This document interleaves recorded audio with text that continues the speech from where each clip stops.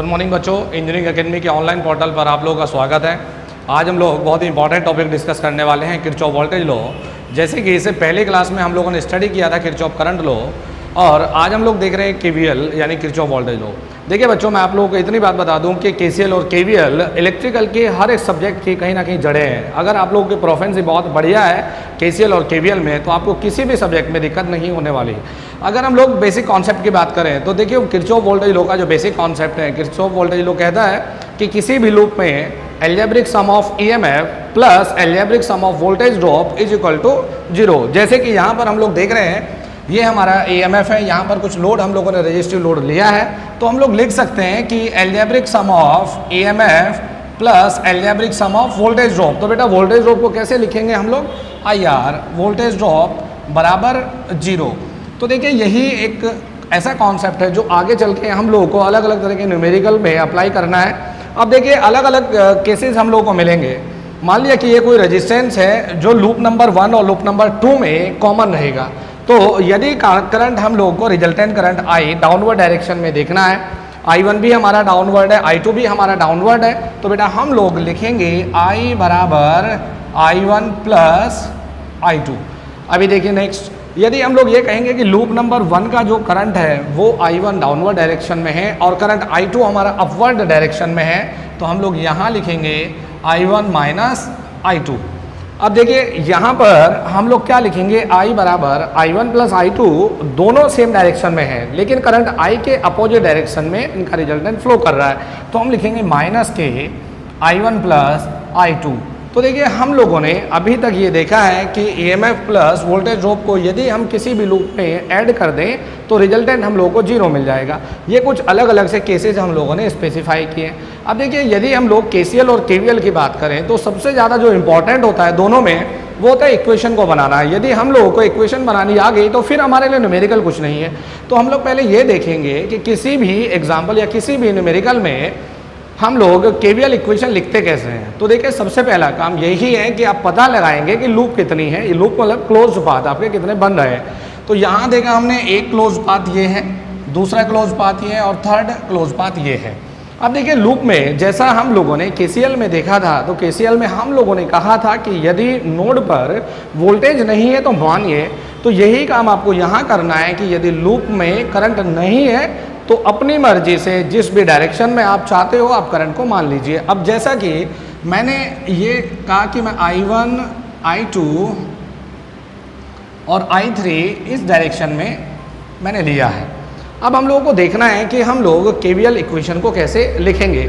बस यहाँ आपको एक छोटी सी चीज़ समझने की आवश्यकता है। देखिए, यदि बैटरी की हम लोग बात करें बेटा, जब भी बैटरी में करंट पॉजिटिव से बाहर जाएगा, देखिए ये मेरा अपना एक अजम्पशन है, ये कोई बुक्स का स्टैंडर्ड चीज़ें नहीं है। आप माइनस से बाहर जाते हुए को भी प्लस में ले सकते हो, लेकिन आपने देखिए क्या किया है, जब भी हम लोग ये देखेंगे कि प्लस के साइन से करंट बाहर गया है, तो बेटा हम लोग हर एक न्यूमेरिकल में लेंगे वोल्टेज को नेगेटिव साइन के साथ में। जब भी आपको ये मिले कि करंट आपका माइनस टर्मिनल से बाहर गया है, तो बेटा हम लोग लिखेंगे पॉजिटिव साइन के साथ में। और वोल्टेज ड्रॉप, जो भी हमारा वोल्टेज ड्रॉप होगा IR, वोल्टेज ड्रॉप IR को हमेशा बेटा हम लोग पॉजिटिव साइन के साथ में लिखेंगे। तो अब देखिए, यही बेसिक चीज़ हम लोगों को यहाँ पर अप्लाई करनी है और हम लोगों को देखना है कि हम लोग केवीएल इक्वेशन कैसे लिख सकते हैं। देखिए, सबसे पहले हमने कहा कि apply KVL in loop number first. तो आप कहीं से भी स्टार्ट कर सकते हैं इस लूप में। देखिए, loop number 1 E1, R1, R2, E2 से मिल के बनी हुई है। तो हमने ये देखा कि यहाँ से स्टार्ट करिए, पॉजिटिव से करंट क्या गया बेटा बाहर, तो हमने क्या लिया माइनस के E1। फिर देखिए, यहाँ पर वोल्टेज ड्रॉप होगा कितना, I1 R1 प्लस देखिए R2 current, loop R2 resistance 1 और 2 में कॉमन है। अब देखिए, रिजल्टेंट करंट बेटा, यहाँ पर जो करंट है ये I1 हमारा डाउनवर्ड डायरेक्शन में गया है और यहाँ से देखिए I2 हमारा इसके अपोजिट डायरेक्शन में गया है।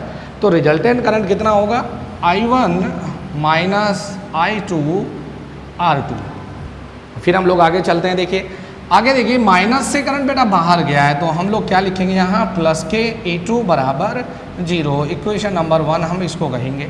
फिर देखिए apply KVL in loop number 2। अब देखिए कहीं से भी स्टार्ट करिए इस लूप नंबर 2 में, हम यहाँ से यदि बेटा स्टार्ट करें तो हम लिखेंगे I2 R3 प्लस, देखिए यहाँ पर I2 हमारा डाउनवर्ड डायरेक्शन में है और I3 बेटा हमारा अपवर्ड डायरेक्शन में है, तो हम लोग क्या लिखेंगे I2 माइनस I3 R4। फिर हम लोग बेटा यहाँ पहुँचे तो देखिए I2 प्लस से बाहर गया है, तो जब प्लस से बाहर जाएगा तो माइनस के A2 प्लस हम लोग लिखेंगे, देखिए I2 अपवर्ड डायरेक्शन में है और I1 हमारा डाउनवर्ड डायरेक्शन में है, तो बेटा हम लोग क्या लिखेंगे यहाँ resultant current I2 minus I1 R2 बराबर 0, इक्वेशन नंबर 2। तो देखिए आप लोग एक प्रॉपर वे में हम लोग इक्वेशन बनाते चले जाएंगे और जब भी हम लोग को जो भी क्वांटिटी हमारे लिए अननोन क्वांटिटी होगी हम लोग इक्वेशन को सॉल्यूशन करके निकाल सकते हैं। अब देखिए नेक्स्ट हम लोग लिख रहे हैं apply KVL in loop number 3। देखिए अब बेटा यहाँ से यदि हम देखें प्लस से करंट बाहर गया है तो प्लस से करंट बाहर को हम लोग क्या लिखेंगे E3। फिर बेटा हम यहाँ पहुँचे तो I3 minus I2 R4 plus ये हो गया हमारा I3 R5 बराबर 0, इक्वेशन नंबर 3। तो आपको जो भी अननोन क्वांटिटी है आप उस क्वांटिटी को इन इक्वेशन को सॉल्यूशन करके निकाल सकते हो।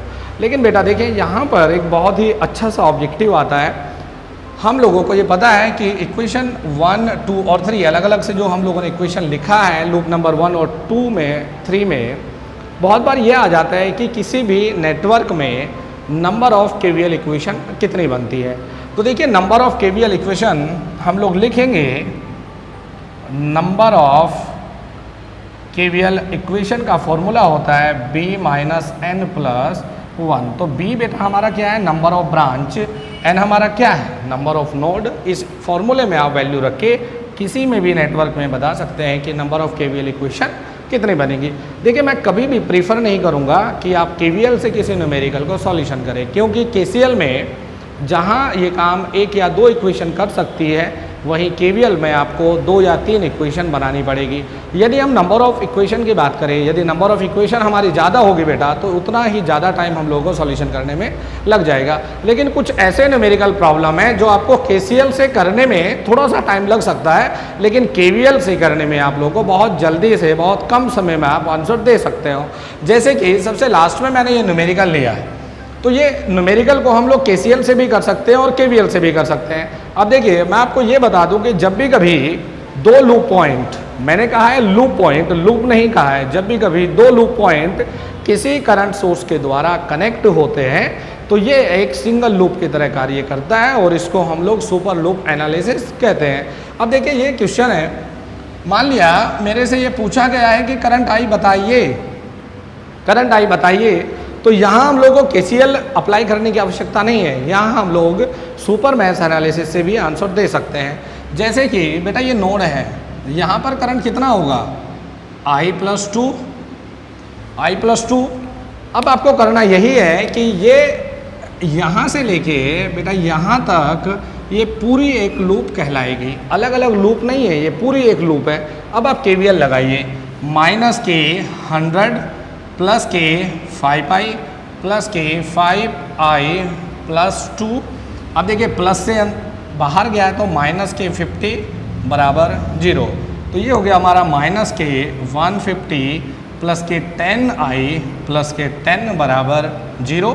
तो 10i बराबर हो जाएगा 140 और i बराबर मिल जाएगा हम लोगों को 14 एम्पियर।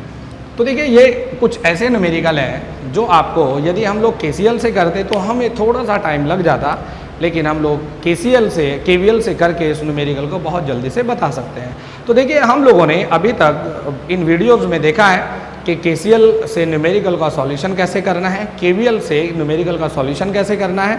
तो नेक्स्ट वाली वीडियो में कुछ न्यूमेरिकल लेके आते हैं और अलग अलग से न्यूमेरिकल को हम लोग ये देखते हैं कि केसीएल और केवीएल से हम लोग कैसे सिंप्लीफाई कर सकते हैं।